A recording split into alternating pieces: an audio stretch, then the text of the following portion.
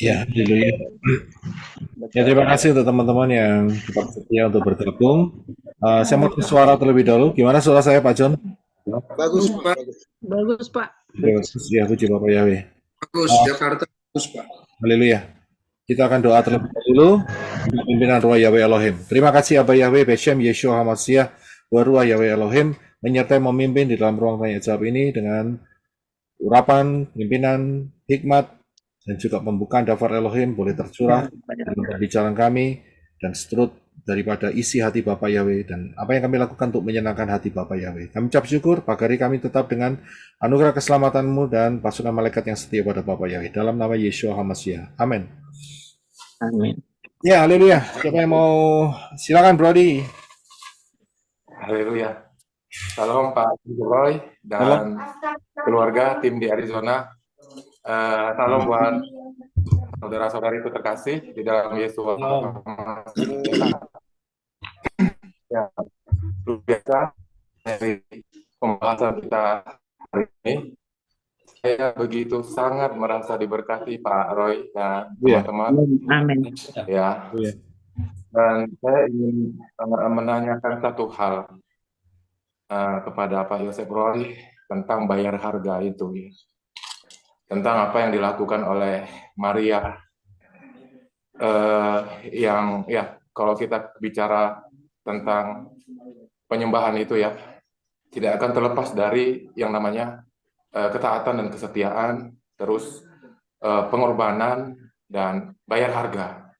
Dan memang aku lihat di hari-hari ini hal itu yang menjadi tantangan utama bagi kita semua, baik kita yang sudah di dalam Bapa Yahweh maupun juga orang-orang di luar Bapa Yahweh, ya.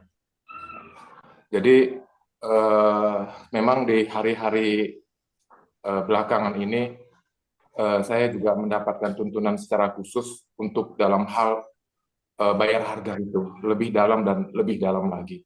Jadi memang pengertiannya ataupun fondasinya ketaatan, ketulusan dan kerendahan hati, di mana kita benar-benar ingin menyenangkan hati Bapa Yahweh, ingin memuliakan namanya lebih lagi, karena ungkapan rasa syukur kita, karena Bapa Yahweh telah atau begitu sayangnya sama kita, begitu cinta kita, begitu mau mengasihi kita. Jadi di hari-hari ini biarlah kita melakukan segala sesuatu itu dengan fondasi itu untuk menyenangkan hatinya dan memuliakan namanya, karena berkat yang sudah kita terima di hari-hari ini dahsyat dan luar biasa. Ya, yang ingin saya sampaikan Pak Yosef Roy tentang bayar harga itu, di mana dari satu sisi Maria mengorbankan apa yang sudah dia kumpulkan, jerih lelah, jerih payahnya selama ini, dan dia korbankan untuk mengurapi Adonai Yeshua HaMashiach yang memang sebagai persiapan untuk hari penguburannya. Tapi di sisi lain juga kita bisa melihat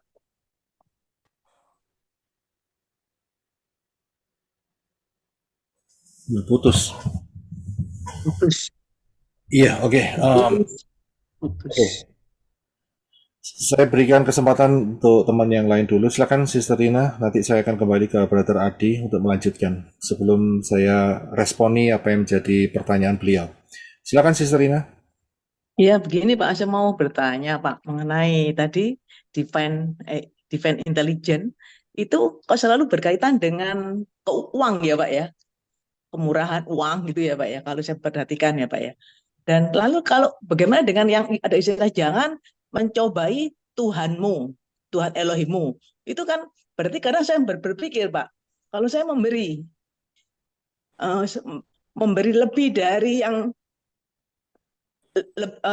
misalnya begini, saya mau bayar harga, tetapi kadang di pikiran saya ini timbul, jangan mencobai Tuhanmu, begitu Pak.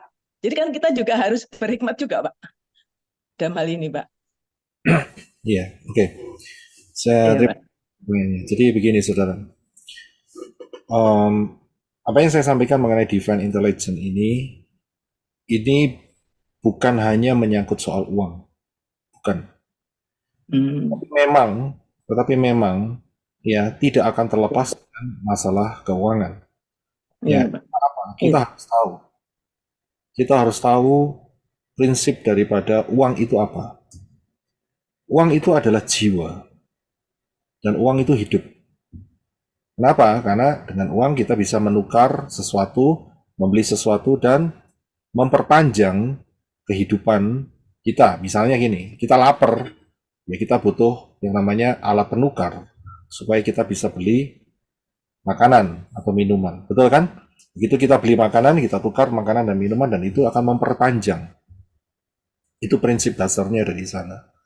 Ya, tetapi tidak menutup kemungkinan divine intelligence itu adalah ketaatan dengan ketepatan dan waktu yang sesuai dengan kehendak Bapa Yahweh.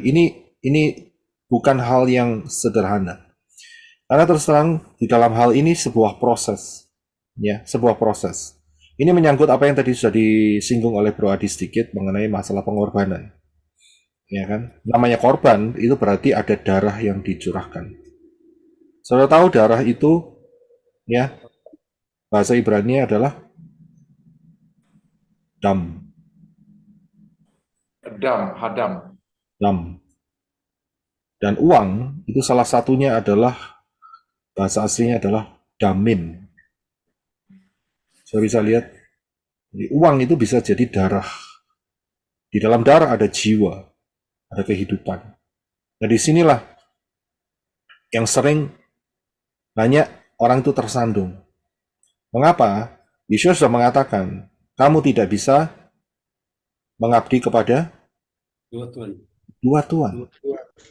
Yang satu kepada Elohim, yang satu kepada Mamon. Kenapa nggak kepada Baal? Coba saudara pikirkan. Mengapa tidak kepada Baal, tapi kepada Mamon? Karena Mamon itu adalah lebih mendekati ke arah apa? Damin. Keuangan. Darah. Kita bisa lihat. Karena itu selalu arahnya di situ. Orang langsung ujian terakhirnya dia itu mana yang kamu pilih. Dan ini jadi pengujian buat orang-orang yang nanti akan ketinggalan. Kamu mau terima tanda? Kamu bisa makan, bisa beli, bisa jual beli. Atau kamu mengikuti daftar Elohim, walaupun kamu sudah ketinggalan, dan kamu harus tidak bisa jual, tidak bisa beli. Ini kan masalah ini lagi. Uang ujung-ujungnya di mana? Itu tadi, Mamon dan Elohim, Mamon dan Elohim. Ya. Jadi dalam hal pengorbanan ini sebuah proses yang selaras dengan perjalanan saudara dipimpin oleh Ruach Yahweh Elohim. Ya. Bukan cuma penuh dengan Ruach Yahweh Elohim, tapi mau dipimpin. Ada orang banyak penuh dengan Ruach Yahweh Elohim, tapi tidak mau diarahkan. Namun, nah, di dalam pimpinan ini ada yang namanya divine waktu. Ada waktu yang bisa jadi itu hanya sekali saja ditemui dalam seumur hidup. Dan kalau sampai itu lewat, hilang kesempatan. Tapi kalau sampai waktu itu didapat, kita bisa melakukan sesuatu yang persis dengan kehendak hati Bapa Yahweh, maka kelanjutannya itu adalah blessing yang luar biasa. Saya tidak ngomong soal ekonomi aja. Ini dahsyat. Dan ini rahasia nggak banyak orang yang tahu, jujur aja. Karena untuk melewati proses ini harus melalui satu proses penempaan yang nggak mudah. Ya, nggak semudah yang dipikirkan. Kalau saya ngomong, kita sering dengar taat. Kelihatannya gampang. Tapi taat yang bagaimana? Yang seturut dengan hati Bapa Yahweh. Contohnya begini. Saya kasih contoh yang paling gampang ya. Paling gampang ya. Misalnya, saya pinjam Bro Adi aja. Enak. Ya, misalnya begini. Saya kenal sama Bro Adi. Kemudian, ya, Bro Adi, anggaplah saya visit ke Bro Adi. Kemudian Bro Adi ngomong, ayo Pak Roy, kita makan. Baik, saya bilang. Ya. Terus saya diajak sama Bro Adi untuk makan. Ini contoh aja, ini contoh loh ya, contoh. Kemudian sampai di rumah makan, sampai di restoran, ya sampai di restoran. Kemudian pelayannya kasih menu, satu ke Bro Adi, satu ke saya, ya kan? Terus kemudian Ya, Pak. saya mau tanya, siapa yang milih makanan? Saya, Pak. Karena yang bayar. Bro Adi yang undang, siapa yang milih makanan?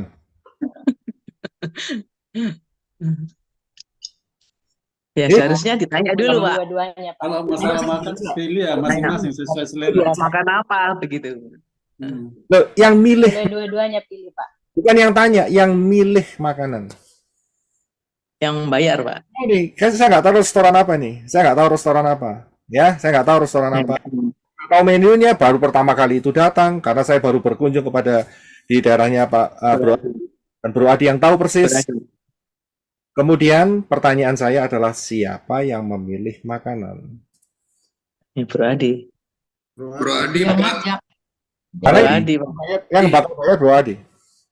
Siapa yang pilih makanan? Bro Adi. Adi, Pak. Ya, kedua-duanya. Bro Adi atau Pak Yosef Roy? Ya, tergantung, Pak, tergantung. Seharusnya saya, Pak. Seharusnya saya. Iya. Yang raktir yang ngajak, Pak. Yang ngajak. Oke, seperti itu yang guidance, yang Bro Adinya yang guidance, Pak. Hanya jelasin bahwa di sini menu makanan tapi pilihannya ada di mungkin tadi siapa ya Bapak yang diundang tuh ya. Mungkin seperti itu, Pak. Gimana sih? Artinya Bro Adi bukan maksudnya gini, Bro Adi itu hanya sebagai guidance-nya saja bahwa di sini ada makanan enak seperti gini-gini Pak, di restoran ini makanannya seperti gini-gini, apakah berminat atau enggak gitu.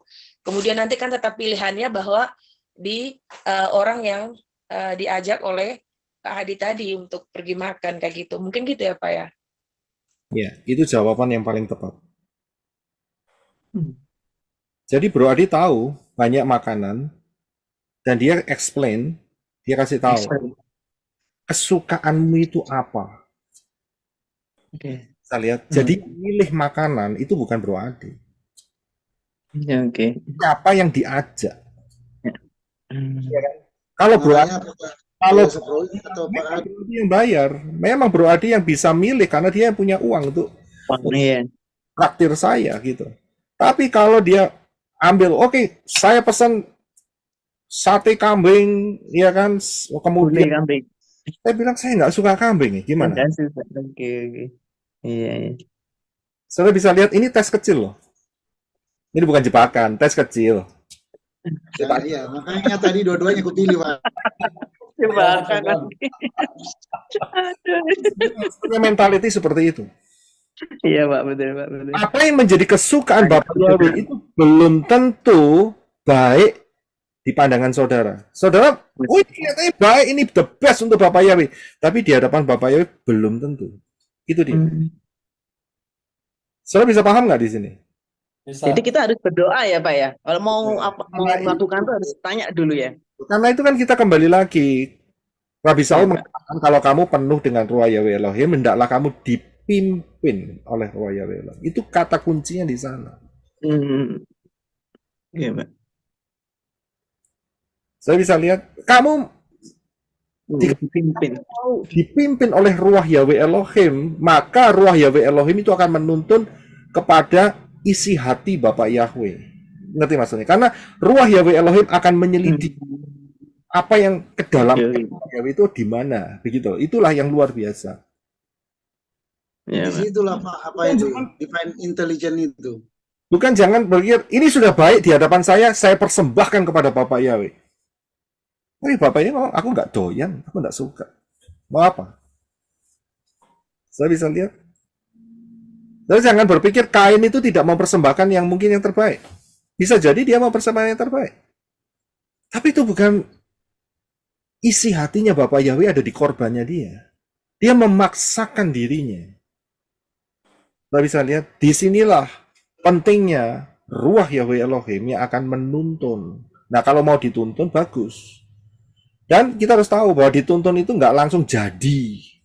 Ingat, Yeshua mengatakan, setialah dari perkara yang kecil, maka engkau akan dipercaya perkara yang Besar. tapi manusia mau Besar, perkara yang besar, menyingkirkan perkara yang kecil. kecil. Dan Makanya ini mau situasinya untuk setiap orang berbeda. Setiap orang berbeda. Nggak bisa disamakan. Setiap orang berbeda. Tuntunan Ruah Yahweh, tetapi tetap bahwa tuntunan Ruah Yahweh Elohim tidak bertentangan dengan prinsip dafar Elohim. Saya bisa lihat di sini. Dan tergantung saudara saat dipimpin mau taat atau tidak, itu aja. Kalau saudara ngomong ini persembahan untuk Bapak Yahweh, tapi Bapak Yahweh tidak senang, berarti itu persembahan sebetulnya untuk menyenangkan hati saudara sendiri. Ngerti maksudnya? Ini yang sulit ya Pak ya. Nah, Iya. saudara mau jadi mempelai harus punya level kesulitan dong. Maksudnya level yang betul-betul apa yang isi hati bapaknya di mana. Ini namanya mempelai. Nih hamba ya wis ini tidak disuruh tidak bergerak gitu. Itu kan hamba. yang ada yang repotnya lagi Pak. Yesua tidak pernah berubah dulu, sekarang, sampai selamanya. Saya pun tidak berubah katanya. Jadi jangan dia tetap merokok kayak gitu. Itu kan Ya. Kalau tidak mau berubah, jika ketetapannya Yesua tidak berubah, di ujung sana ada dua tempat. Di dalam dunia ada dua jalan, lebar dan sempit, gitu katanya. Ujungnya, yang satu mana? Yang satu di Yerusalem Baru, yang satu di Lautan Api. Karena suka ngerokok, ya tinggallah di tempat yang banyak apinya. Begitu, ya kan? Iya, Pak. ditanya di surga katanya ada rokok katanya. Tapi kalau untuk menyalakan rokok dia harus turun ke neraka katanya, karena di sana ada apinya katanya. Jadi kalau ditendang sudah kecantol yang di bawah. Ya oke. Ya bisa dipakai. Terima kasih, Silina. Silakan Bro Adi untuk dilanjut. Terima kasih Pak. Terima kasih, Silina. Ya, suara saya jelas ya, Pak? Jelas. Tadi agak putus-putus. Ya, mohon maaf, sinyal di sini agak kurang kondusif. Ya, saya teruskan, Pak. Menyambung sedikit dengan apa yang Pak Yosef Roy sampaikan tentang divine intelligence itu ya. Divine intelligence itu juga bentuk dari hubungan kita ya, relationship kita sama Bapak Yahweh. Di mana dari hubungan kita itu Bapak Yahweh akan kasih pengertian ke kehidupan kita sehingga kita dapat melakukan segala sesuatu itu dengan ketepatan sesuai dengan apa yang Bapak Yahweh inginkan. Dan sesuai dengan kebenaran yang memang tertulis di firman.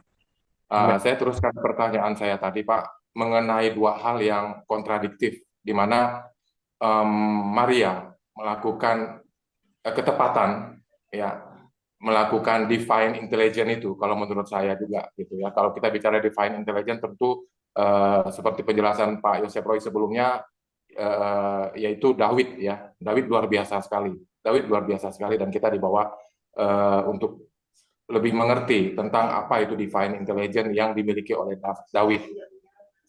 Dan di sini saya ingin tarik juga ke yang namanya Maria, karena memang ini luar biasa sekali apa yang dilakukan oleh Maria. Jadi kita tahu juga teman-teman endingnya.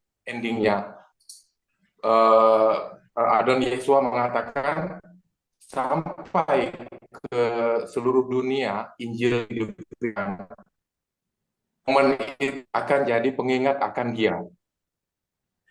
Nah, itu bicara berkat yang luar biasa. Itu bicara tentang kehidupan juga. Tapi kita tarik dengan apa yang dilakukan oleh Yudas Iskariot, yang pencuri itu, ya, yang munafik itu, seolah-olah dia memikirkan orang miskin, tapi sebenarnya dia itu adalah pencuri. Dan kita lihat ending kehidupannya binasa. Nah, jadi dari sini semua sebenarnya sudah jelas di firman Bapak Yahweh contoh-contoh ataupun yang bisa kita lihat gitu ya, untuk bisa kita aplikasikan di dalam kehidupan kita. Dan memang di hari-hari ini Pak, memang kita butuh perjuangan untuk yang namanya kita bisa mengelola keuangan itu dengan baik dan benar sesuai dengan apa yang diinginkan oleh Bapak Yahweh gitu. Tapi saya percaya ketika kita bisa dipercaya atau kita mulai bisa tanggung jawab untuk perkara-perkara kecil, sehingga perkara-perkara besar juga akan dinyatakan di dalam kehidupan kita. Karena memang di hari-hari ini, kalau aku lihat ujiannya itu memang di uang itu, Pak.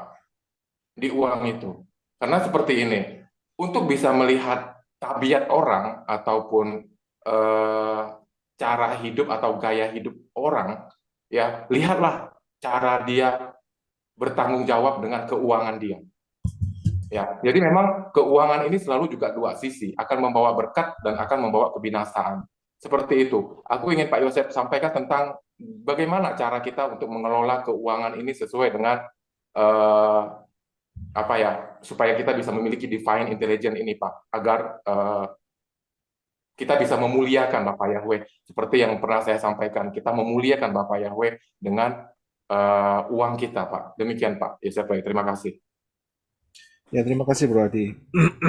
Ya, saya tahu masalah ini banyak dihadapin ya. Memang namanya uang ya berhubungan dengan setiap manusia, ya kan? Karena manusia butuh uang. Setiap pergerakan harus ada uang, tetapi uang bukan segala-galanya. Ya, kita harus tahu prinsip itu, ya. Bahwa Bapak Yahweh lah yang segala-galanya dalam kehidupan kita. Karena Yesus sudah mengatakan, ya kamu tidak bisa beribadah atau menyembah kepada dua tuan. Yang satu kepada Elohim, yang satu kepada Mammon. Ya kan? Nah, bagaimana dengan cara mengatur uang? Saya serahkan sama saudara masing-masing dengan patokan saudara nurut caranya Bapak Yahweh. Karena daftar Elohim sebenarnya sudah banyak yang bisa saudara gali. Ya, yang saudara bisa gali. Salah satu contohnya ketika Yeshua ditanyain, ini salah satu ya. Salah satu contohnya saat Yeshua dicobai, bolehkah memberikan pajak kepada Romawi saat itu.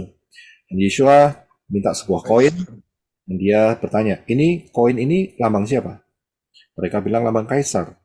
Dan kemudian Yeshua bilang, ya kan, persembahkan kepada Elohim yang menjadi hak Elohim dan berikan kepada pemerintah, ya, yang menjadi hak pemerintah. Nah, disinilah Yeshua juga mengatur bagaimana caranya supaya kita bisa mengatur dengan baik apa yang menjadi arahnya ke Elohim dan arahnya dengan pemerintahan dan juga arahnya dengan kehidupan saudara masing-masing. Ya, jadi harus diatur dengan baik. Sehingga keuangan yang Bapak Yahweh percayakan dalam hidup saudara itu mendatangkan berkat yang luar biasa. Dan juga di satu sisi, saudara juga harus open dengan Ruah Yahweh Elohim. Ada masanya Ruah Yahweh Elohim berkata, do this, do that. Nanti maksudnya, lakukan ini, lakukan itu. Ya kan? Nah, itulah kesempatan saudara, namanya divine moment. Ya. Kalau momen itu sudah hilang, biasanya tidak akan pernah kembali lagi. Ya, divine moment itu akan menentukan ketaatan saudara. Divine moment itu juga akan menentukan, ya kan, bagaimana level iman saudara kepada Bapak Yahweh dalam Yeshua HaMashiach. Itu bisa jadi seperti itu. Jadi aturlah dengan baik dan bijaksana seperti yang dikatakan Yeshua. Ya, ini untuk Elohim, ini untuk pemerintahan, ini untuk dirimu sendiri. Lakukan, asal semuanya saudara pakai untuk kemuliaan Bapak Yahweh. Jangan dipakai untuk mabuk, jangan dipakai untuk drug, jangan dipakai untuk judi, ya. Jangan dipakai untuk hal-hal yang menyakiti hati Bapak Yahweh. Selama itu semuanya normal di hadapan Bapak Yahweh, saudara melangkah dengan satu langkah, yaitu penuh dan dipimpin oleh Ruah Yahweh Elohim. Ya. Aplikasinya bagaimana? Aplikasinya banyak sekali karena setiap saudara punya masalah yang berbeda-beda, menghadapi situasi yang berbeda-beda pula. Saya tidak bisa mengarahkan secara spesifik. Saudara yang tahu menurut pimpinan Ruah Yahweh Elohim. Amin. Amin. Ya, haleluya. Terima kasih Bro Adi. Saya ke Sister Vivin. Saya lihat angkat tangan, Injil akhir zaman.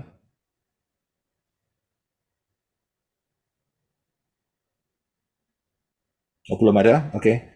Ya, sebentar Baik. Pak. Oke. Shalom Pak Roy. Shalom. Apa kabar semua Bapak Ibu? Shalom semua. Ya, haleluya. Iya, sekali. Shalom. Dedek sana dulu ya. Sebentar.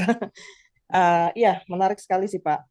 Jadi sebetulnya saya mau menanggapi yang tadi Pak, yang pengajaran tadi Pak. Ya, pas tadi saya mau ikut menanggapi, kebetulan ada yang telepon untuk minta didoain, jadi akhirnya ya kita prioritas untuk itu dulu lah karena ada orang yang sakit ya. Jadi yang tadi di 1 Tawarik 21 sama 2 Samuel 24 itu loh Pak, Ya. yang 3 tahun atau 7 tahun Pak, Oke.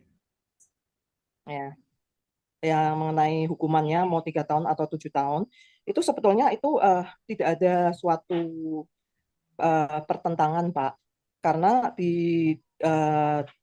ada masa 7 tahun itu kenapa di 2 Samuel 24 itu dikatakan 7 tahun, sedangkan di Tawarik itu 3 tahun. Karena di 2 Samuel 21 itu sudah terjadi kelaparan hebat di zaman Saul 3 tahun. Oke. Itu. Nah, kemudian di tahun berjalan itu adalah tahun keempat, masuk tahun keempat. Sehingga jika ditambahkan dengan 3 tahun yang ditawarik, maka itulah bicara 7 tahun totalnya, Pak. Itu. Jadi itu yang saya temukan ya dari kalau kita baca dari 2 Samuel 21 ayat 1 sampai 2 Samuel 24 ayat 13. Jadi totalnya itu jadi 7 tahun. Itu aja sih Pak saya mau tambahkan. Iya, oke. Terima kasih. Supaya terlihat seolah-olah kok ada pertentangan ya, padahal kalau kita mengkaji lebih dalam lagi di dalam pasal-pasal sebelumnya itu sudah ada tersirat di situ. Begitu. Ya, terima Itu, kasih. Pak. Terima kasih untuk tambahannya. Thank you, Pak. Ya, terima kasih. Ya, terima kasih ya untuk bisa menambahi pengetahuan kita. Haleluya, terima kasih. Ya, saya berikan kesempatan bagi teman-teman yang lain. Ya, silakan Pak John. Terima kasih Pak. Saya cuman tadi menanggapi sedikit yang masalah setia kepada perkara kecil, maka akan diberikan perkara yang besar. Nah, kenyataannya yang sering adalah bukannya setia Pak terhadap perkara kecil, tapi sepele terhadap perkara kecil, itu yang terjadi. Gitu. Gimana menurut Pak Roy?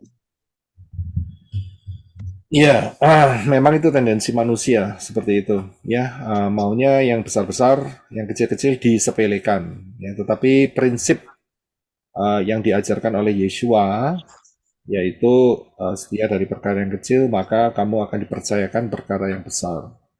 Ya, jadi dalam hal ini ikutin saja prinsip Syamayim. Apa yang dikatakan Yeshua itu adalah prinsip-prinsip Syamayim.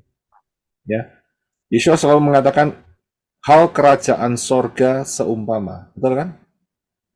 Betul kan? Selalu lihat beberapa kali sering kali Yeshua mengatakan hal kerajaan Syamayim itu seumpama. Itu berarti Yeshua sedang mengajarkan sesuatu yang ada di atas sana supaya kita praktekkan di bawah sini.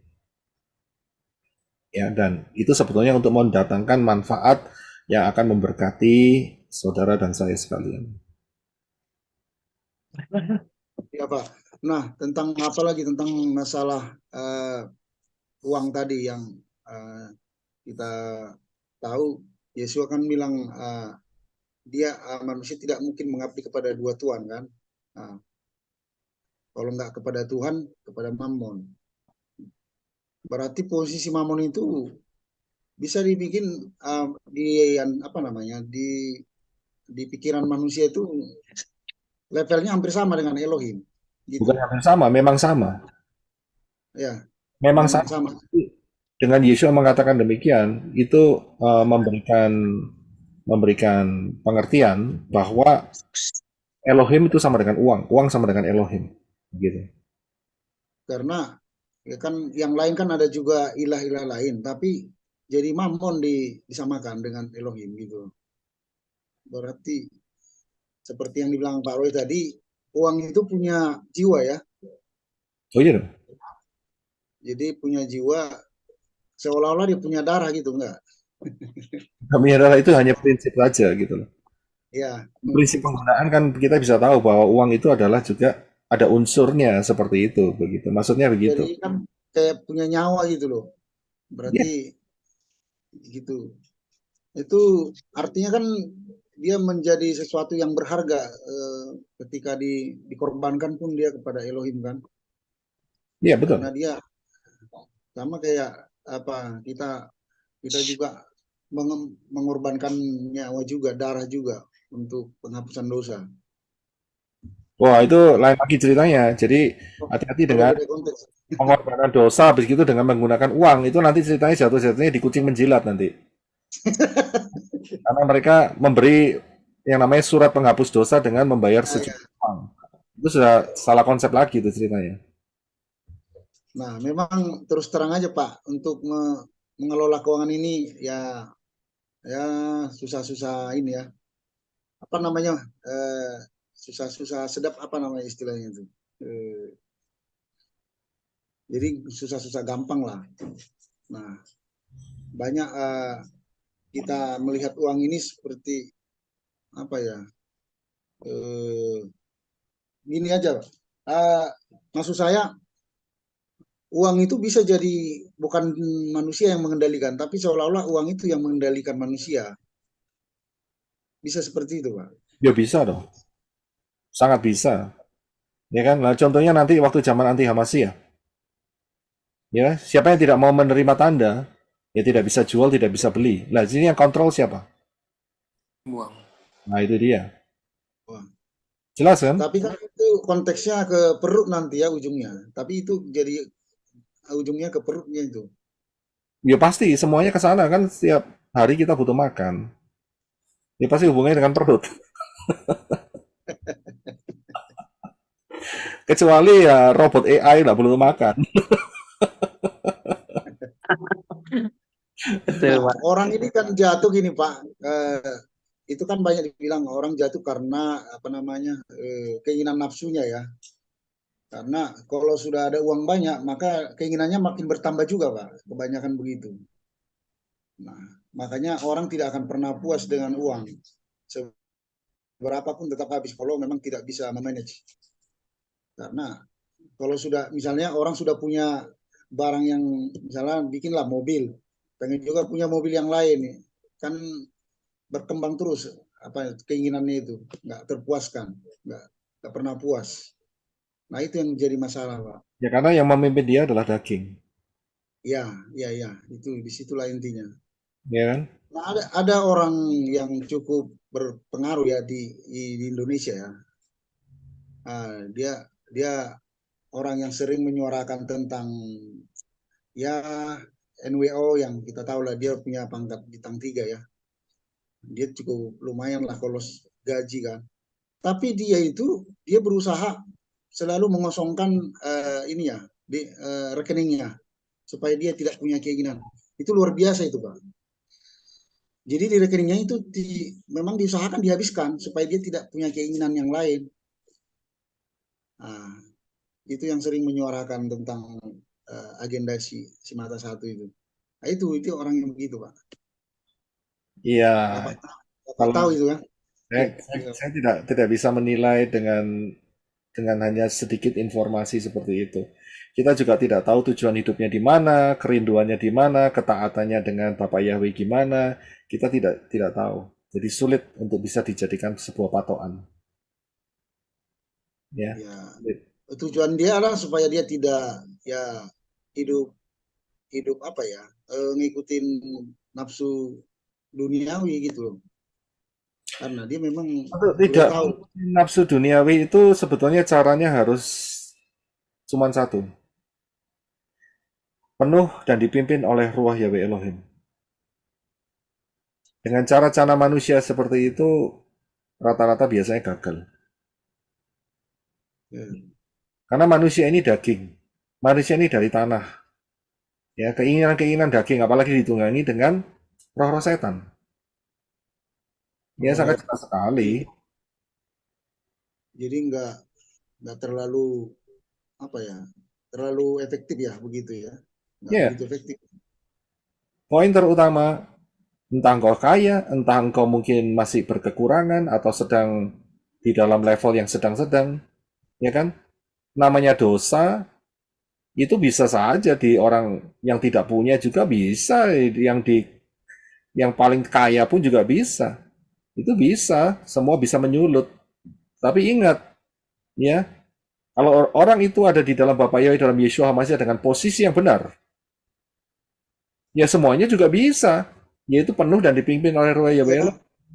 dia belum dia sih tahu nama Bapak Yahweh tapi dia masih ayunan ya. Nah, Itu dia. ya kan?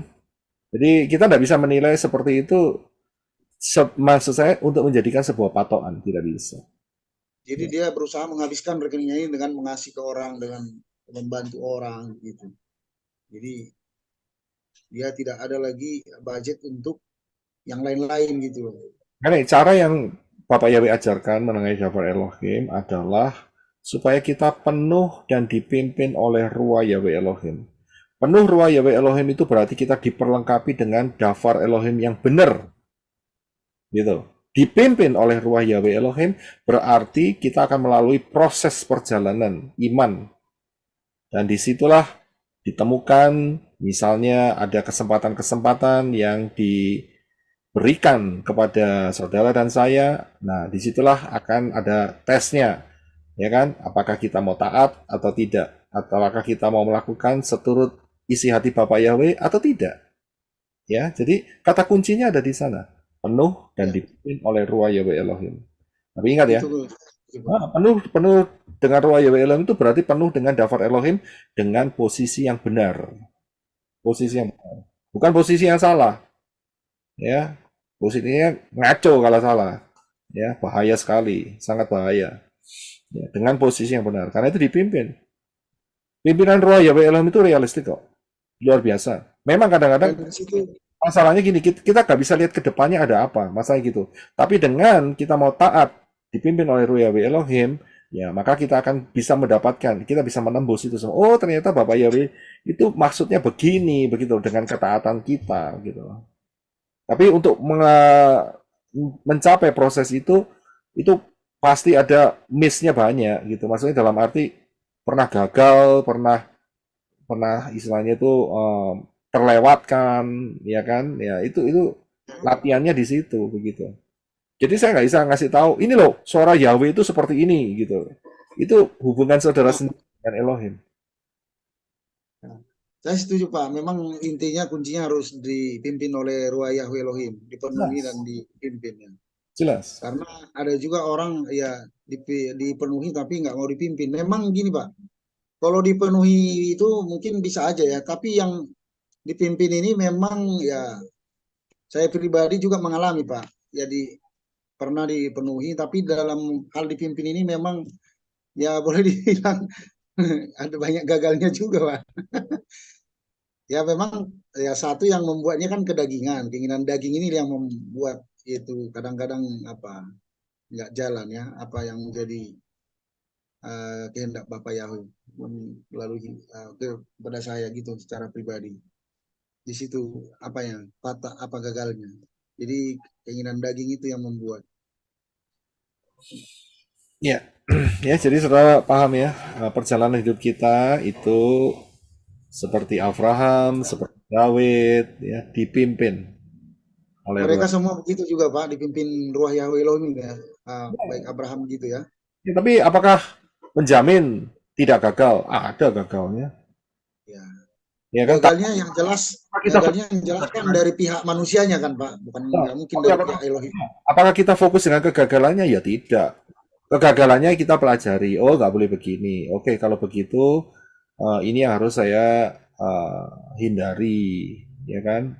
Ya, yang baiknya gimana? Oh begini baiknya. Oke kalau gitu kita harus belajar. Begitu caranya. Jadi waktu kemarin kapan itu minggu Sabat yang lalu atau kapan yang Sis Angel apa tuh yang waktu penyembahan ya nubuat ya ada. Jadi masalah, jadi saya tertempat juga di situ ada masalah keinginan daging tuh. Wah kena nih. Gitu. Cara Bapak Yahweh itu bisa bicara di dalam komunitas. Juga seperti yang disampaikan oleh Elizabeth kemarin. Hati-hati dengan Spirit Isabel. Hati-hati. Ya, Spirit Isabel ini juga ada di dalam kitab Wahyu, kita sudah pelajari. Hati-hati. Ya, jangan Maksudnya saudara terjebak, terpesona dengan ya nubuat-nubuat. Ya, harus semuanya itu diuji, harus semuanya itu diserahkan pada Ruach Yahweh Elohim, dan Ruach Yahweh Elohim yang akan menuntun saudara. Ya, hati-hati dengan Spirit Isabel ini. tapi yang jelas kita Pak ya kita akan mengenal Elohim itu dengan dua hal itu yang yaitu melalui daftar Elohim dan melalui Ruach Yahweh Elohim itu Pak. Ya, Jadi nggak lari dari yang dua itu. ya karena Ruach Yahweh Elohim adalah Elohim sendiri. Dan kemudian daftar Elohim adalah firman-Nya sendiri. Jadi tidak mungkin terpisah. Nggak mungkin bertentangan ya Pak. Dan tidak mungkin bertentangan.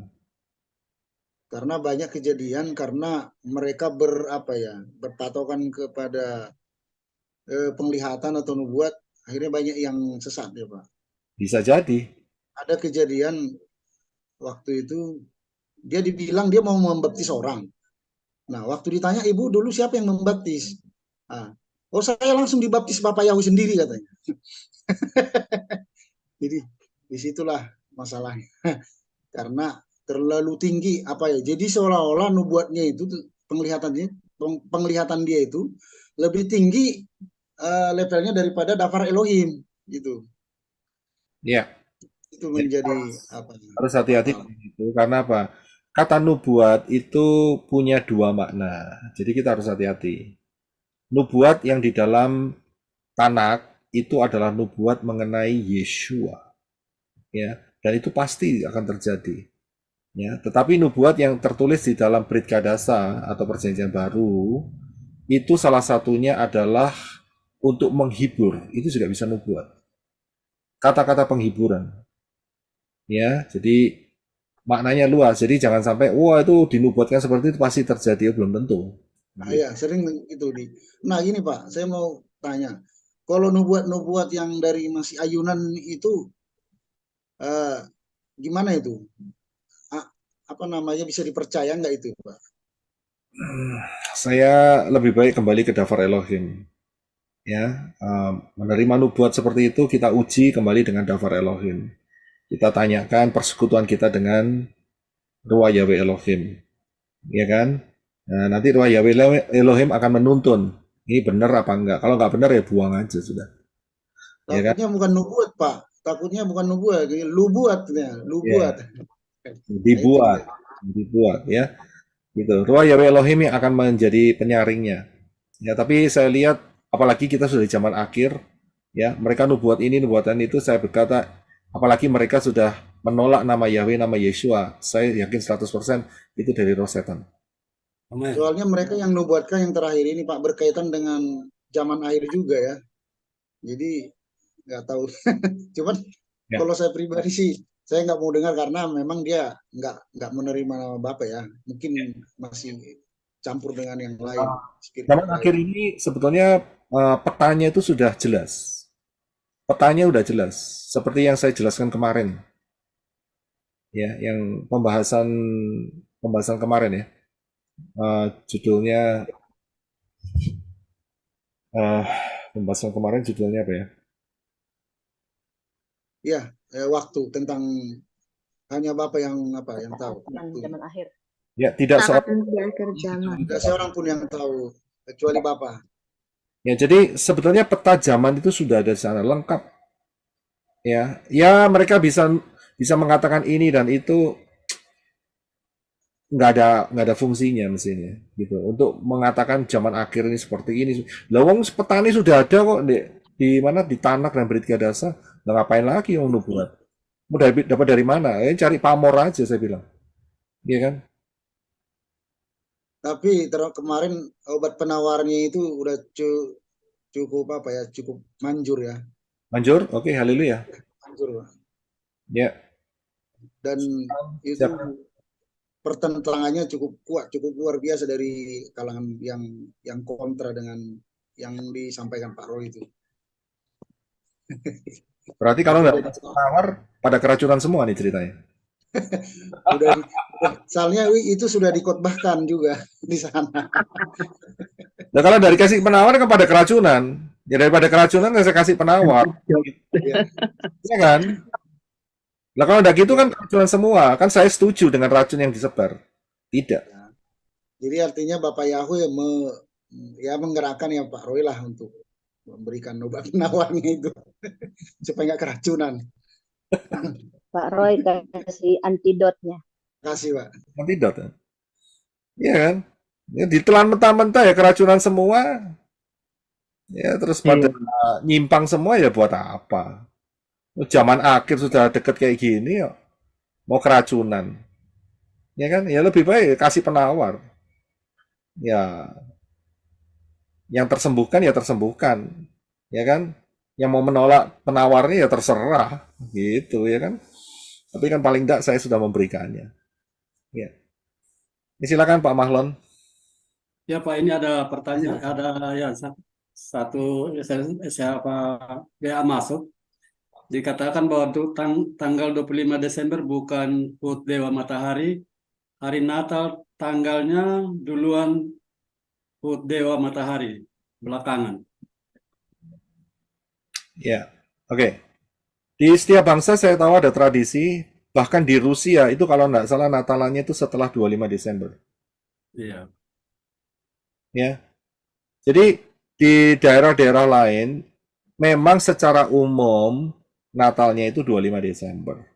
Secara umum. Tapi ada daerah-daerah tertentu seperti gereja Koptik, gereja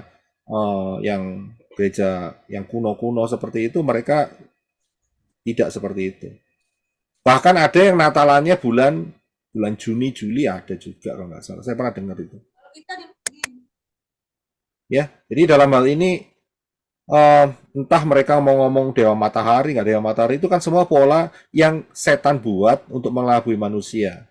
Ya kan? Ya memang karena zaman akhir ini kita punya teknologi internet, jadi kita bisa cross semua information. Ya. Tapi yang jelas ada di mana? Yang jelas bahwa juru selamat dunia yaitu Yeshua HaMashiach lahirnya 15 Tisri. Selesai. Ya kan? Jadi yang mereka-mereka itu palsu semua gitu. Ya kan? Jadi kayak model seperti itu mereka mau debat bagaimanapun kalau mereka tidak mau kembali ke 15 Tisri ya sudah menyimpang. Patokannya sudah pasti kok Yeshua itu 15 Tisri. Siapa yang di sini berani ngomong Yeshua lahir 14 Nisan? Siapa yang berani ngomong?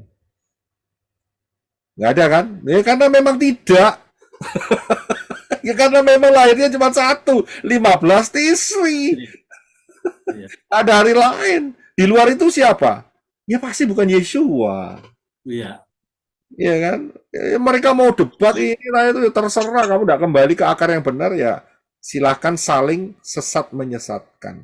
Makanya kan prinsip ayunan kan selama ini kan ya bukan selama ini sampai sekarang juga mereka nggak perlu lagi Torah itu Ya. sudah ya. Jadi sekarang udah perjanjian baru, udah zaman kasih karunia. Makanya rahasia-rahasia yang belum dapat di Brit Kadasa itu tidak akan dapat kecuali dia harus kembali ke Torah. Yep. Karena rahasia di Brit Kadasa itu banyak di Torah sebenarnya. Memang. Lah, nggak usah jauh-jauh. Kitab apa yang paling banyak mengutip dari Tanakh? Ya, kitab apa? Kitab apa di dalam Brit Kadasa, Perjanjian Baru? Kitab apa dalam Perjanjian Baru yang paling banyak mengutip daripada Perjanjian Lama atau Tanakh? Yo, kitab apa?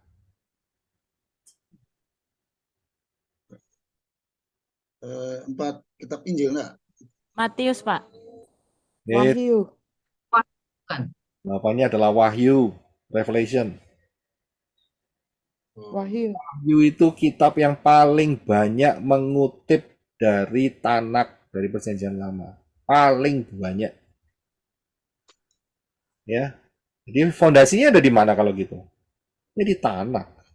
Tanakh. Ya. Saya paham ya. Oke, ada lagi mau tambahan Pak Mahlon sebelum saya beralih ke Sister Jenny? Udah ya, terima kasih Pak Mahlon. Terima kasih Pak John. Silakan Sister Jenny. Okay, shalom Pak Roy and everybody. Shalom. Saya cuma mau tanya Pak Roy, confirmation sama tanya lagi ya.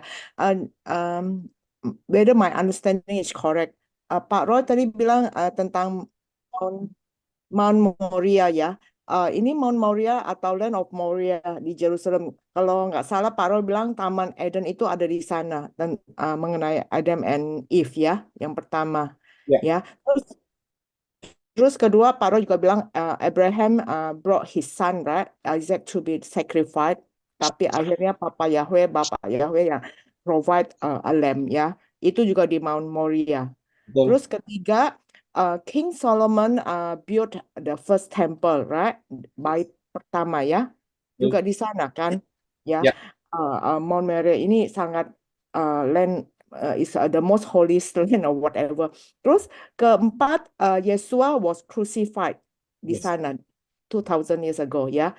Tapi saya masih ada bingung itu di Bukit Golgota. I cannot tell you the truth. Mount Moriah and Tanah Moriah dan juga Bukit Golgota. That is my a bit confusion. Terus yang kelima sekarang now present time itu Dome of Rock kan ada di sana ya? Yes. Ya, sama Al-Aqsa Mosque ya. Yes. Ya. Nah, sekarang future the third temple bait ketiga. Ada di- Saya dengar dan juga akan diadakan di sana dan juga katanya kalau nggak salah ada yang kasih tahu saya di Ezekiel udah terbukti gitu akan dibangun di sana. Is it right? Betul. I just need a confirmation. Betul, semuanya betul. Main satu ada yang kurang. Ada yang satu yang kurang. Apalagi? Siapa yang tahu kekurangannya di mana? Tadi Siapa yang bisa kasih tahu? Apa? Ada satu yang kurang. The event ya, the event is it? Iya, ini event. Siapa Ya, yang ada satu yang kurang? Yang semua Sister Jenny omongkan betul semua. Ada satu kekurangannya. itu bait kedua, Kan itu sama kan tempatnya. ya tempatnya sama. Iya. Oke. Taman Eden, Pak. Taman Eden. Udah, Kabut. saya sudah kasih tahu teman Eden yang pertama kan. Ya, pertama. Ya, Kabut, saya Mbak. sudah Kabut. mention. iya. Di bawah. Mbak Apa Salib Pak Budi? kabut. Sabara. Bukan Oh iya, itu kan kalau tabut itu kan memang disembunyikan di bawah tempat Yesua di sana. Iya, di bawah salib Yesua. Ada lagi kurang satu. You give us a hint. Kasih tahu dong hintsnya Pak Roy. Oh, kalau hintnya tahu langsung kebongkar. Ah, Bet Habara. Kali ini enggak. Bet Bet Havara. baptisan, bukan. Itu tempatnya si Naaman sembuh dari kusta, tempat penyeberangan. Ini Israel. kira-kira tahun berapa? Kira-kira you give us the time. The timeline. Menorah, Pak, menorah. Menorah memang di situ. Ya, jadi ada satu event yang kurang yang sebetulnya Sister Jenny harus ungkapkan, yaitu pemerintahan Yeshua HaMashiach dari Yerusalem. Oh, that is the future, you mean? Oh iya dong. Aduh, belum kesampaian ke saya. Oh, oke. Tahun itu, Pak. Pemerintahan Yeshua HaMashiach dari Yerusalem. Kalau enggak, Oke. Jadi tempatnya di ada di sana. Samaria. termasuk kerajaan 1000 tahun di situ juga, Pak ya. No, kerajaan 1000 tahun itu seluruh bumi. Tetapi ingat, di dalam Sakaria dikatakan bahwa tiap-tiap tahun dari segala suku-suku bangsa yang telah menyerang Israel harus menghadap Elohim yang Maha Kuasa, yaitu Yahweh Sebaot di Yerusalem. Oh, to celebrate the Feast of Tabernacle. Yes. Iya, Sukkot ya. Oh, oke. Ya, itu Sukkot kan in the future ya. Ya, oke. Oke. Apa Thank you. juga itu Yerusalem baru, Pak, bukan ya, Pak?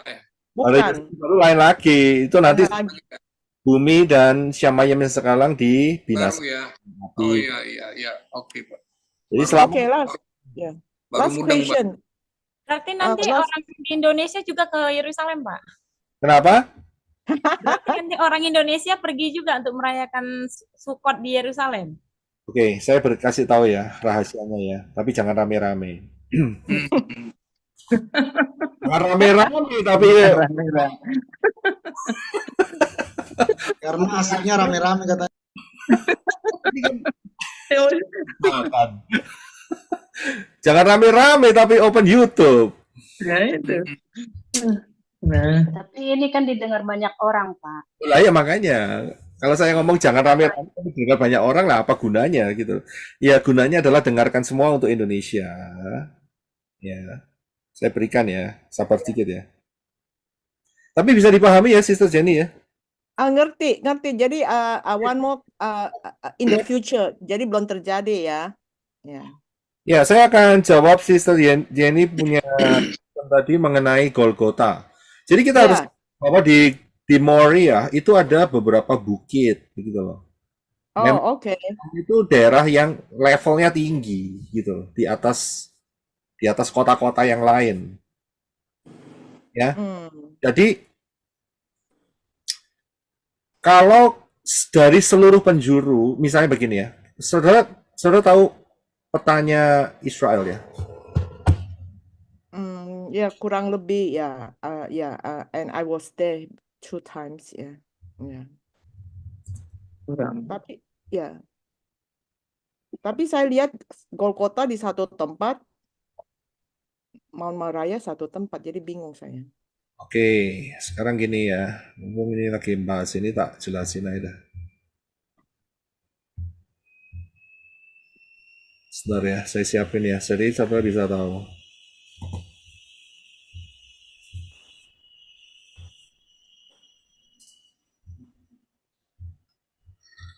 Ya, saya akan share screen sebentar. Ini petanya Israel ya. ya, Kita lihat ya. ya. Oh, sorry.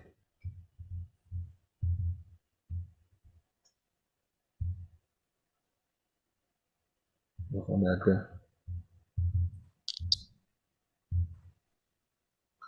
Baik, ya, saudara lihat Yerusalem di mana?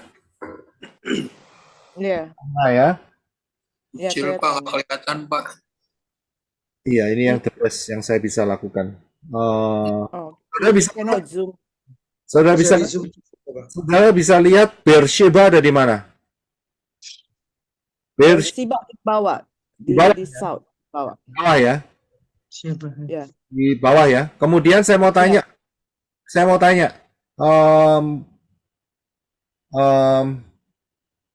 yang paling gampang di mana ya? Golan Heights di mana? Di atas. Di atas ya, sudah lihat ya? Di atas Syria, next to Syria. Syria ya. Kalau Beersheba itu di bawah, dekatnya antara Egypt dan Jordan. Ya. Iya. Kecil ya. Oke, sekarang orang dari Beersheba ke Yerusalem itu ngomongnya gimana? Maksudnya?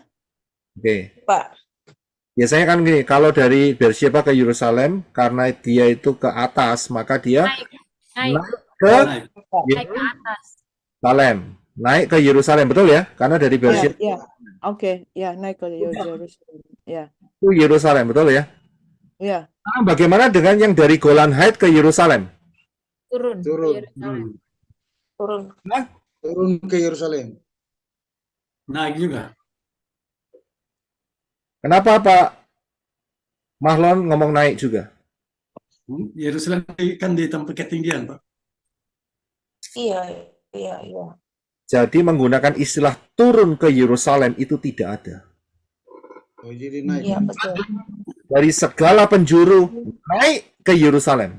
Iya. Naiklah ke Gunung Elohim, Gunung Sion. Iya, Mau dari selatan, mau dari utara, mau dari barat, mau dari timur, semuanya naik, nggak ada turun. Jadi istilah penting. Terminologinya naik ya kalau ke Yerusalem itu ya. Jadi dari utara pun itu bukan turun, tapi naik ke Gunung Sion. Naiklah ke Gunung Elohim, Gunung Sion. Saudara bisa lihat di sini. Jadi semuanya itu naik dari sini. Nah, jadi di Yerusalem itu adalah pegunungan. Nah, ada beberapa bukit dan salah satu bukitnya dinamai sebagai Golgota atau Kalvari. Oke. Ya. Jadi di situ, tapi tidak jauh dari kota. Dijelaskan bahwa Yesua di Yohanes dijelaskan di bahwa Yesua disalibkan tidak jauh dari kota. Karena itu dikasih piagam atasnya, yaitu piagam yang menuliskan mengapa orang ini disalibkan. Gitu? Ditulis dalam 3 bahasa Ibrani, Iya. bahasa Latin, dan bahasa Yunani. Supaya apa? Karena dekat kota orang bisa baca. Nggak semua orang bisa baca Ibrani. Begitu. Ya, dan tulisan Ibraninya apa? Yeshua Hanotri wa Melech HaYehudim. Ya, nah gitu loh. Ya, oke. YHWH juga, Pak. Iya, Yothewauhe. YHWH juga. Ya, oke. Untuk Indonesia, jadi saya, Sister Jenny ya, terima kasih. Ya, last question. Pak Roy pasti dan juga ada beberapa orang juga bilang next year kurang lebih the Red Heifer will be 3 years old, 3 tahun. Udah saatnya bisa disembeli dan the third temple within 1 week will be built and Katanya yang bilang masih 2 tahun. Lebih. masih tahun. Ya, 2 tapi tahun lebih. 2025 akan genap 3 tahun. Jadi 2025. tahun depan terlaksana. Ya tahun depan terlaksana berarti udah 3 tahun kan? Nah, Iya. masih hitungannya masih katanya antara 2 tahun dan 3 tahun. Dan itu boleh di sacrifice. Boleh. Begitu. Iya, menurut Leviticus. Ya, jadi juga ada yang mengatakan bahwa nanti nunggu 2025. Tapi saya sangat berharap secepat mungkin saja lebih baik. Iya, saya harapin tahun depan. Iya, itu berharap kita semua. Ya. Lalu ya. Kayak gini, Pak, ada teman juga di sini, dia dapat sesuatu di dalam hatinya bahwa tahun 2024, tapi dia belum berani bilang pasti, mungkin rapture katanya. Gimana itu, Pak Roy? Bapak Yahweh kan punya pola. Iya kan? Ya boleh-boleh saja menghibur diri. Tapi kelihatannya polanya nggak pernah berubah. Iya. Itu aja. Saya patokannya di situ. Ya, silakan. Alasan dia gini, Pak.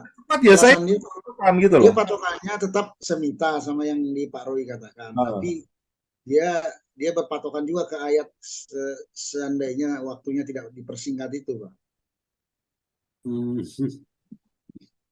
Ya boleh-boleh saja begitu, nggak ada masalah. Mau lebih cepat ya lebih baik begitu. Tapi pertimbangan yang ada adalah apakah Bapak Yahweh tidak mengikuti pola? Itu pertanyaannya begitu. Nah, selama Bapak Yahweh mengikuti pola, Yahweh jangan berharap gitu loh. Ya kan? Kita berjaga-jaga saja. Memang berjaga-jaga. Ya. Berjaga-jaga itu kita fokus, kita apa yang ada dalam hidup kita persiapkan dengan baik, ya kan? Nggak usah pusing untuk jadi bos, ya. Oke, thank you, Pak. Boleh nggak kita, Pak, mendoakan kalau kita mendoakan supaya Yesua cepat datang? Soalnya ada juga pendeta yang begitu. Ya boleh-boleh saja berdoa untuk cepat datang. Tapi khawatirnya kalau dia cepat datang untuk pribadinya dia bagaimana? Sementara dia kan masih ayunan. Masih ayunan dia, Pak. Loh lah. Cepat datang terus tiba-tiba malamnya kena serangan jantung. Nggak dia datang.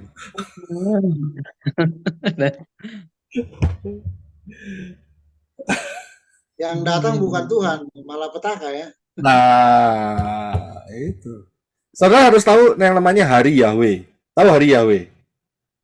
Ya. Dimaksud dengan hari Yahweh. Kalau saudara baca hari Yahweh yang maha besar, itu tahu maksudnya apa? Tahu yang meninggal itu. Meninggal. Kedatangan Hari pembalasan Bapak Yahweh. Itu hari Yahweh artinya itu ya, the wrath of God ya, Pak Roy. Ya, artinya adalah wrath of God ya. Serem ya itu. Itu jangan macam-macam loh pakai kata hari Yahweh. Itu hari Yahweh itu selalu dipakai dengan mengarah kepada penghakiman, penghukuman. Pembalasan. Pembalasan Bapak Yahweh itu hari Yahweh loh. Nggak main-main. Ya. Jadi bisa dipahami. Silahkan kalau mau berdoa, tapi saudara harus siap-siap. Ya. Kalau rapture belum terjadi. Saya nggak berdoa kayak gitu, Pak. Kalau saya nggak berdoa gitu. Ya, sesuai dengan polanya Bapak Yahweh aja.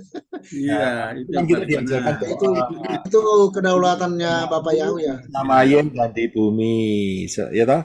Jadilah kehendakmu seperti di Syamayin, ya toh. Haleluya. Jadi rencana Bapak Yahweh aja yang jadi. Amin.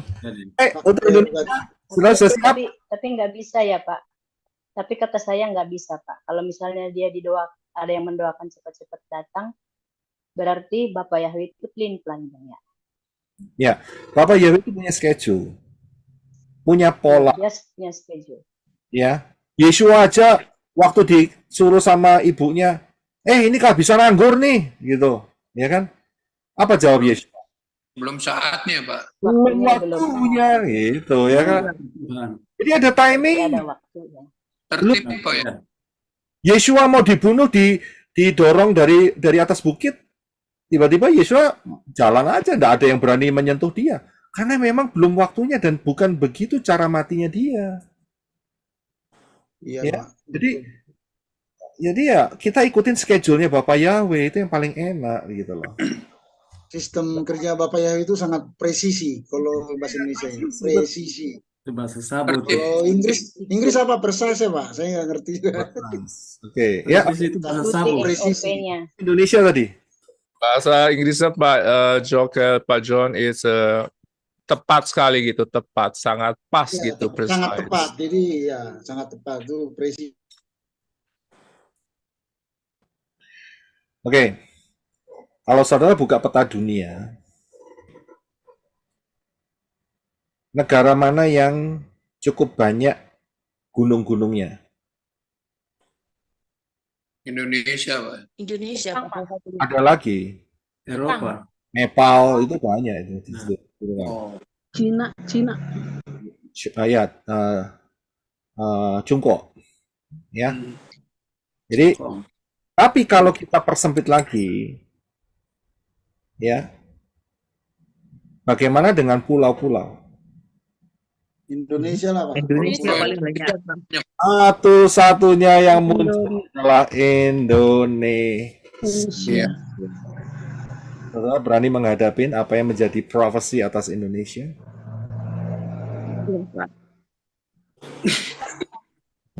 Indonesia diakuti di pulau ya dan ya Pak ya. Indonesia akan hilang.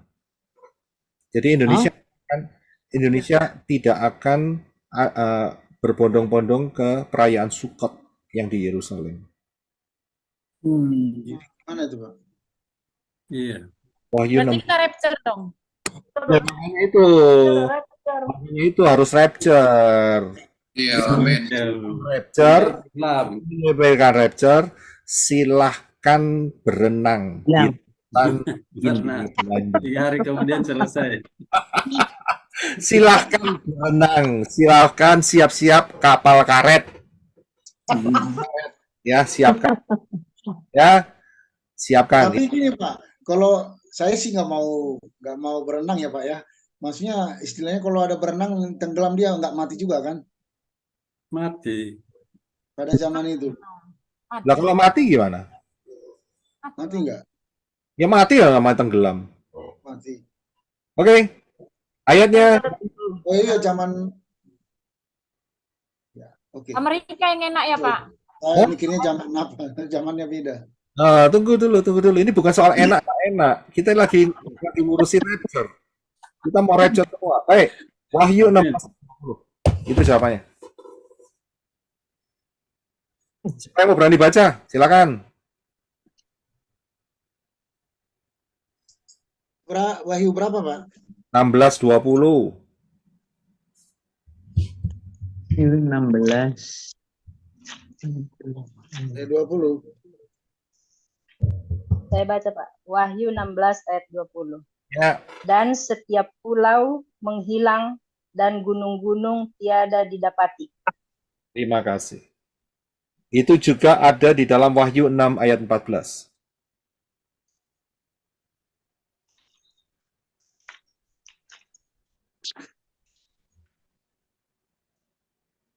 Dan langit terbelah seperti gulungan kitab yang digulung, dan semua gunung dan pulau terpindahkan dari tempatnya.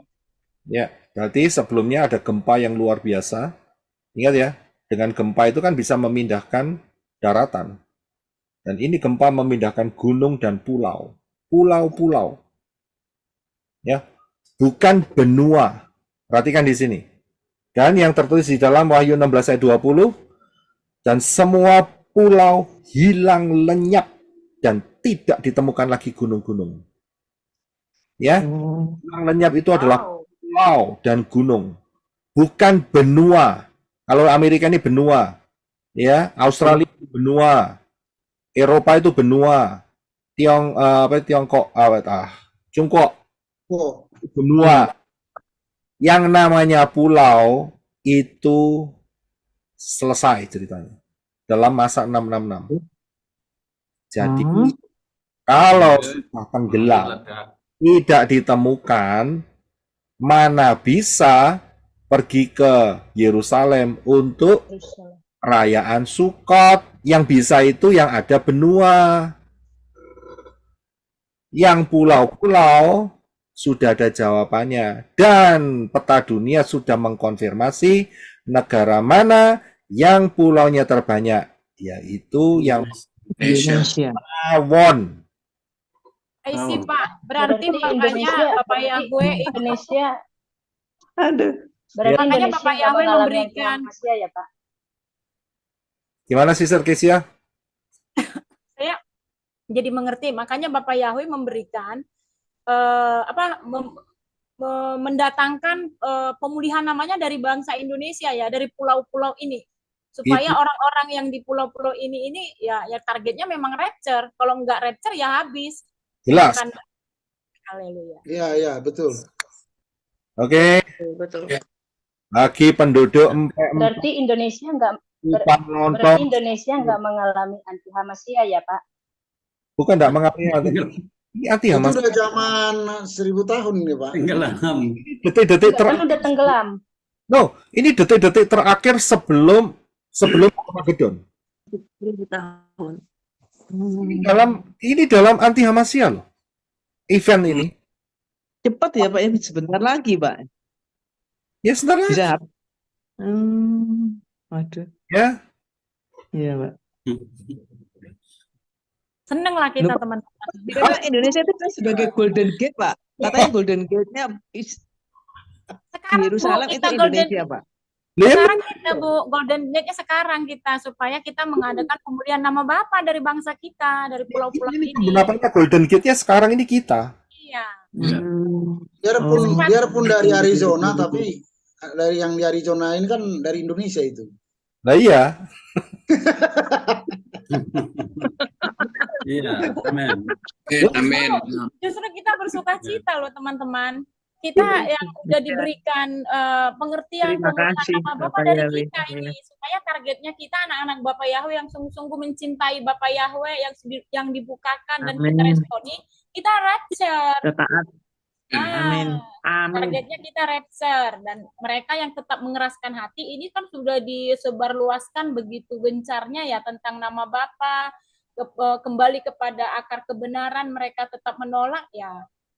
Pasti mereka nggak rapture dan masuk di anti Hamasia, mereka akan mengalami pemusnahan itu. Yep. Kalau saudara ketik ya, di dalam saudara kan punya sabda.org ya, tahu ya Alkitab Sabda ya. Saudara tulis pulau, ya, saudara tulis pulau-pulau itu banyak keluar. Nah sekarang tujuannya di mana? Kalau pulau-pulau, kenapa nggak ditulis benua? Tanah gitu aja, land. Tapi disebut seperti apa? Islands, pulau-pulau. Jadi kita lihat. Iya. Ada banyak. Yesaya itu penuh, saudara. Ini saya lagi buka. Yesaya itu penuh pulau-pulau. Iya. Nah, siapa yang dimaksudkan? Lihat aja peta di dunia. Nggak usah nyangkal. Nggak usah ngomong Jepang. Jepang mah sedikit pulaunya. Bangga nggak Merauke saudara? sampai ke Sabang. Ya, bangga nggak saudara? Dari pulau-pulau. Negara yang penuh pulau. Bangga kan? Tambah dong. Ribuan Iya. pulau. Roy, Oke, Kenapa? sampai ke Nama Yahweh dimulai dari saudara. Dari negara Indonesia. Tapi Iya. jangan terlambat. Nanti bangganya busuk. Kenapa? Ya, kalau sudah rapture semua, ya saudara nikmati. Ya kan, siap-siap. KKR lah Pak sana, KKR apa? Nangis Bombay. nangis darah. Cuman di Roy. Indonesia ya Pak Roy yang ada nama Bapak Yahweh dari ujung timur ke ujung barat. Pulau Yah dan Pulau Apalagi di Papua itu Pak, dari Papua juga. Itu salah satunya di situ. Kalau saudara perhatikan, movement baptisan pembaharuan itu Indonesia loh. Saudara dan kencang di sini. Amin, amin. Saudara lain, Memang nubuatannya begitu Pak Roy. kenapa?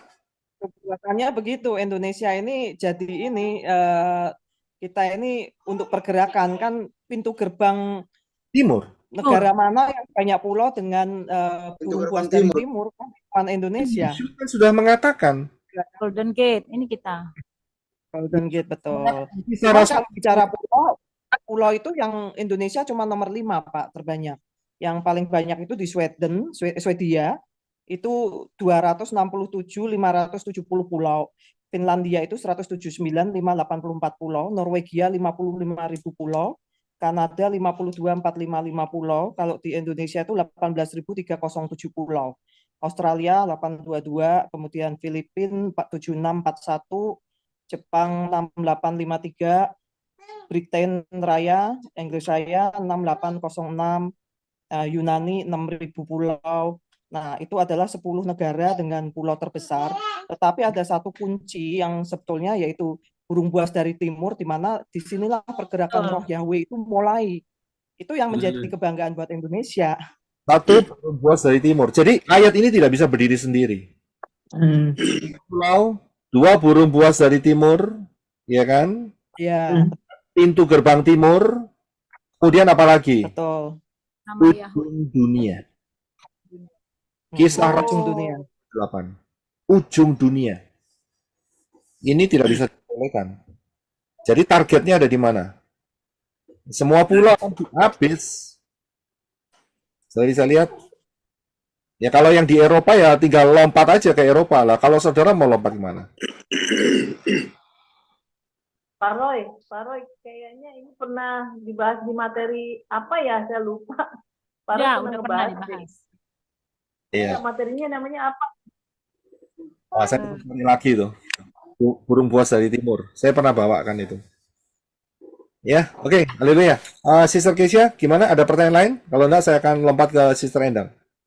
Ini Pak, tadi kan dikatakan kitab di Brit Kadasa yang paling banyak menyadur atau menyalin dari kitab Tanakh itu Wahyu ya, Revelation ya. Nah, kenapa saya jadi berpikir kenapa saudara-saudara kita orang Kristen itu tidak bisa menerima atau pembukaan kitab-kitab Wahyu atau rahasia-rahasia ini, karena mereka semuanya menolak kitab Wahyu. Kebanyakan mereka menolak kitab Wahyu, sehingga mereka memang tidak bisa dibukakan tentang ujung dari zaman akhir ini. Nah, padahal di kitab Wahyu itu, seperti Bapak katakan tadi, itu merupakan paling banyak mengambil dari kitab Tanakh. Ya. Nah, di sini lagi saya mengerti tadi rahasianya, kenapa mereka nggak bisa terbuka spiritualnya, rohnya untuk kedatangan Yesus atau zaman akhir atau kerajaan 1000 tahun, apalah nanti yang akan kita hadapi di masa depan ini. Kenapa mereka nggak bisa terbuka? Karena mereka nggak mau. Mereka menolak Wahyu, artinya mereka menolak kitab Tanakh. Ya. Nah, itu saya mengertinya di sana tadi. Ya, betul. Ya, menolak berarti menutup kemungkinan untuk mendapatkan pewahyuan yang lebih dalam lagi. Hati-hati. Ya, hati-hati. Ya, jangan sampai yang kemarin itu yang saya bilang. Ya. Bahasa Vietnam. Saya ubah dari Norwegia ke Vietnam, lebih cocok. Bahasa Vietnamnya adalah Chang Kam. Cengkem. dan income. Income. Please me. Ya, kalau saudara kepingin tahu masalah cangkem dan mingkem, ya saudara kembali ke Kalau bahasa Vietnam masih lebih mirip. Hara ya Pak. Kalau Swedia jauh kali. antidot kemarin, antidot. Ya, penawar racun. Penawar Tanya Bu Bibin Nah, ya. kalau Cangkemnya apa Bu Bibin? orang Manado bilang cangkem itu, orang Manado bilang badiang. Badiang Jo. Manado. Oh, itu mirip seperti Filipin, dekat Filipin. Manado. Ya, Alia. Oke, puji Bapak ya. Terima kasih Sister Kesia. Silakan Sister Endang. Ya, shalom Pak Roy dan shalom teman-teman semua. Sedikit mau menanggapi pembicaraan Pak Roy dengan Pak John Kelly tadi tentang bagaimana kita harus dipenuhi dan dipimpin oleh Ruah Yahweh Elohim. Saya mau sharing apa yang kita lakukan di keluarga. Karena sehubungan dengan waktunya udah sangat singkat ya Pak ya, dan juga sehubungan dengan bahwa kedagingan kita itu kadang lebih menonjol dibanding dengan roh kita. Jadi kami sekeluarga itu sering berdoa begini, paksakan rencanamu Ruah Yahweh Elohim dalam hidupku, atau rekayasa atau dominasi. Itu yang sering kita doakan, sering kita perkatakan, karena jujur kedagingan kita atau ketidakpekaan kita membuat kita itu sulit menangkap yang seperti yang Tuhan mau ya. Dan juga satu lagi, kita minta dijamin Tuhan untuk selalu ada di hadiratnya, di hatinya, di perkenanannya. Nanti tolong Bapak komentar tentang hal itu. Lalu yang kedua, saya mau tanya sama Pak Enoh Rudi ya. Lagunya, saya kan jadi sejak ada playlist itu kan saya sering setel untuk renungan gitu ya. Nah ini juga sama Pak Roy juga di referen itu Yahweh gunung batuku, menara perlindungan, Yahweh kota bentengku, tanduk keselamatan. Nah ini Pak tentang tanduk keselamatan, saya kok jadi bertanya-tanya.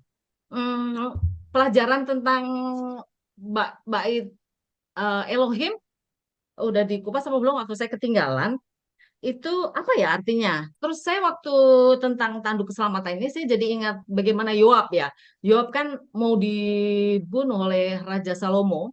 Lalu dia itu lari ke bait Elohim. Terus dia pegang tanduk-tanduk mesbah. Tapi kenyataannya dia dibunuh juga gitu ya di situ. Tidak dibunuh. Saya pengen tahu dari akar Ibrani itu gimana sih tanduk keselamatannya gitu Pak. Makasih. Ya, terima kasih. Brother Henok jawab dulu. Karena dia yang Bikin lagu. silakan. Saya persilakan Pak Yosef saja yang menjawab. Terima kasih. Terima kasih Bu Endang. Oke, kita akan lihat ya mengenai tanduk keselamatan ini dulu ya.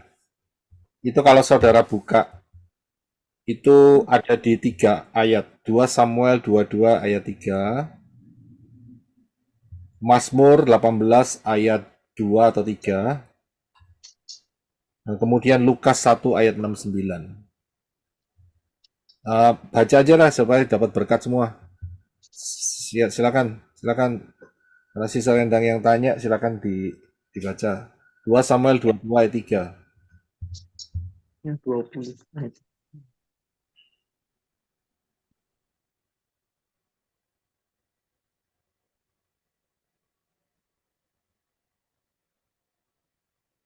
Mic-nya belum di-open. 2 Samuel 22 ayat 3, betul Pak?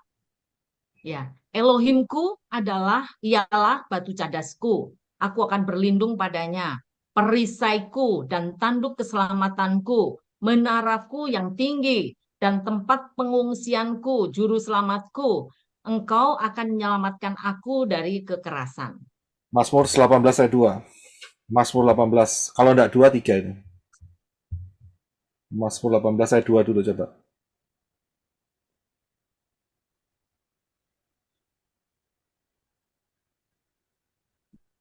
Mazmur 18 ayat 3 kayaknya, Pak.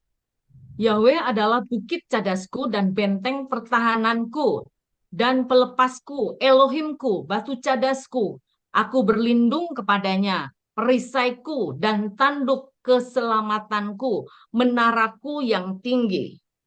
Lukas 1 ayat 6 Satu 9. lagi. Lukas 1. Lukas 1 6 9.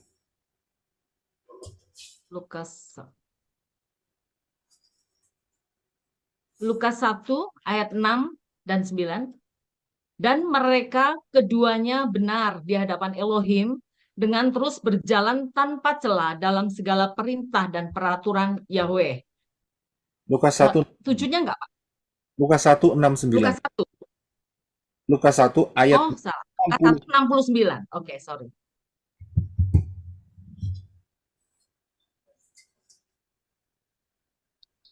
Lukas 1 ayat 69.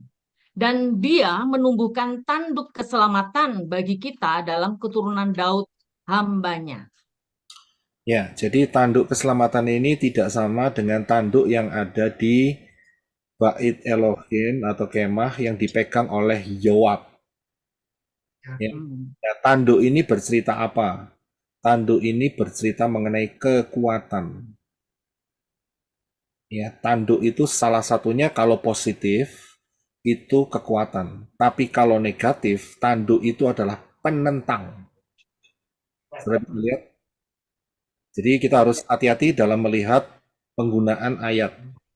Ya, istilahnya di situ. Jadi tanduk ini bicara apa dulu? Gitu. Singa itu bicara apa dulu? Singa Yehuda atau singa yang hendak melulur, mengaum-ngaum. ya mengaum-ngaum ya di kepa itu ya. Jadi ada dua singa. Singa yang mana dulu? Begitu juga dengan tanduk. Nah, ini adalah tanduk keselamatan, adalah kekuatan keselamatan yang betul-betul kuat. Kalau kita berharap kepada Yeshua, kita punya fondasi keselamatan yang betul-betul kuat, yaitu tanduk keselamatan itu tadi. Ya, oke, itu jawabannya. Untuk yang bagian pertama, mengenai paksakan kehendakmu ya Bapak Yahweh. Ya, saudara mau dipaksa nggak? Oh, Sebenarnya nggak enak, Pak, ya. Tapi tahu itu baik, itu benar. Ya, jadi ini yang sering juga Ibu Hadasa Fang-Fang doakan. Paksakan. Ya, rencanamu jadi. Kadang-kadang manusia itu, ya bukan kadang-kadang, wis bolak-balik sering, bahwa kita buta, nggak bisa dilihat ke depan. Jadi kita harus dipaksa. Tapi saat dipaksa, nah ini dia. Apakah mau rela hati untuk diproses atau tidak? Itu kesulitannya di situ. Dipaksa sih gampang, Bapak ya bisa paksa. Cuman masalahnya kan namanya taf, tahu ya, huruf terakhir dalam Ibrani kan taf. Itu kan dua ranting yang bersila. Itu kan perjanjian. Ya, perjanjian. Perjanjian tuh nggak bisa satu sisi, harus ada dua sisi. Begitu. Ya kan? Nah, apakah Bapak Yahweh memang mau supaya rencananya jadi, tapi apakah saudara mau ikut serta? Nah, ini dia, kebanyakan gagal. Kebanyakan gagal.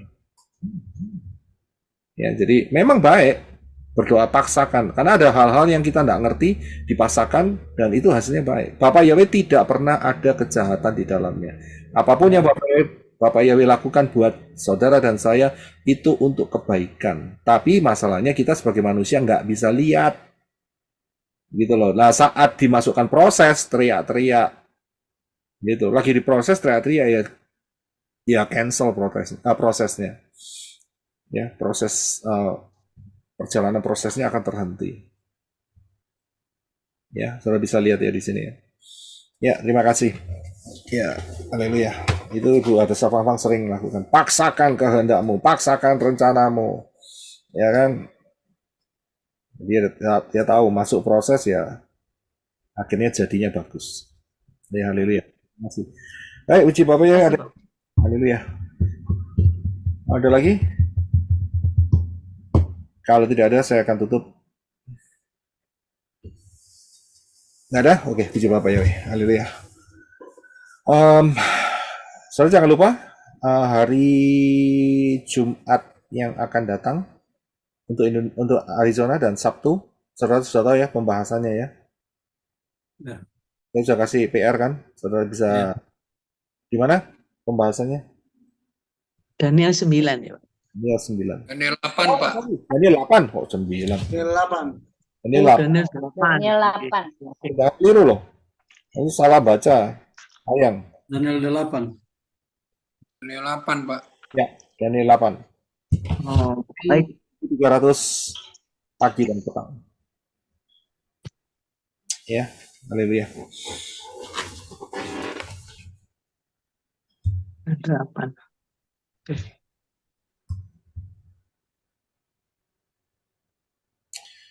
Oke, puji Bapak Yahweh, dan kita akan satukan hati dalam doa. Kita akan ketemu dalam Syabat yang akan datang. Ya, haleluya. Terima kasih Bapak Yahweh, di dalam Yeshua HaMashiach menyertai memimpin langkah hidup kami dalam minggu ke depan, dan terus boleh ada di dalam Engkau. Bukan hanya minggu-minggu yang akan datang, tapi terus senantiasa sampai rapture, sampai Yerusalem yang baru. Dan Bapak Yahweh janjikan buat kami semua, dan pimpin, bersihkan hidup kami tetap fokus pada Bapak ya dalam Yeshua HaMashiach, berakar, bertumbuh, dan berbuah untuk kemuliaan Bapak ya dalam Yeshua HaMashiach. Kami kembalikan segala puji, hormat, syukur untuk Abba Yahweh Beshem Yeshua HaMashiach yang layak menerima segala pujian. Kami semakin kecil, Engkau semakin besar, dan dipermudah.